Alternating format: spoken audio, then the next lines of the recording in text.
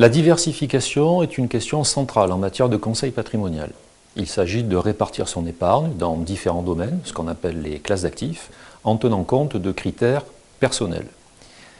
Aborder la question de la diversification, seul ou avec l'aide d'un professionnel, est un préalable à tout investissement.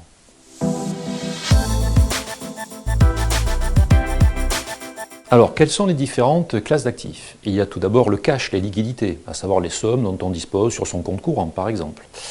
Il y a ensuite l'épargne bancaire, dite monétaire, les livrets A, le LDD. Ces deux premières classes d'actifs représentent ce qu'on appelle l'épargne de précaution, dont la principale caractéristique, c'est d'être mobilisable à tout moment et assez facilement. Il y a ensuite les valeurs mobilières, les titres, comme les actions, les obligations et leurs dérivés.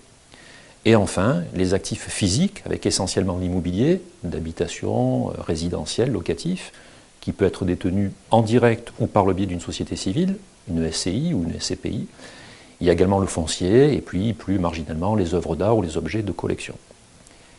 Abordons un instant le cas de l'assurance vie, qui n'est pas proprement parlé une classe d'actifs, mais plutôt un mode de détention avec les avantages fiscaux qu'on lui connaît, notamment en matière de droit de succession. Ce qui est intéressant, si le contrat le permet, c'est de répartir les sommes détenues au sein de ce contrat sur différentes classes d'actifs.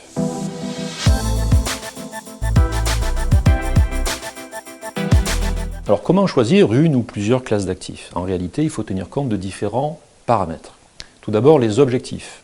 En effet, est-ce que je prépare ma retraite? Est-ce que je veux protéger mes proches? Ou est-ce que je veux d'ores et déjà disposer de revenus complémentaires? Deuxième critère essentiel, c'est les moyens dont je dispose. Est-ce qu'il s'agit d'un capital, suite à la vente d'un bien immobilier par exemple, ou d'une succession, ou vais-je épargner régulièrement sur des revenus d'activité? Troisième critère incontournable, c'est l'horizon de placement. En effet, pendant combien de temps suis-je disposé à immobiliser mon épargne, en fonction de mon âge ou de mes projets de vie? Et enfin, le risque, sur cette période donnée, quel est le risque que je suis disposé à prendre?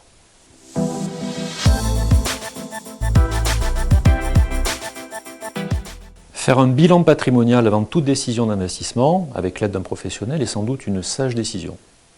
Ce bilan patrimonial va permettre d'arrêter des objectifs précis, réalistes, et de mettre en place une stratégie de diversification appropriée. C'est notre sujet du jour. En effet, est-il raisonnable de mettre tous ses œufs dans le même panier? En la matière, pas de réponse toute faite, il n'y a que des cas particuliers, chaque patrimoine est unique.